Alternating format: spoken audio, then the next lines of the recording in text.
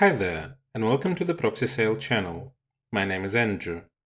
In today's tutorial, I'll show you how to configure a proxy in the Transmit app for macOS. Launch the program. On the top left, click on Transmit and select Preferences. In the window that appears, navigate to the General section, and in the default FTP client field, ensure that Transmit is selected. Next, move to the Advanced tab. In the first section, select the protocol type appropriate for your connection. Below that, in the Proxy Server and Proxy Port fields, enter the IP and port of your proxy. If you are using a private proxy, input your username and password in the fields provided further down.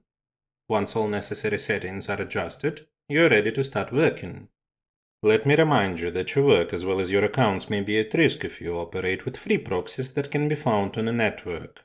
Such proxies do not have guarantees of anonymity and security. We recommend a reliable and trusted provider, proxysale.com, which will allow you to get proxies of any location with guaranteed anonymity and security for working on a network.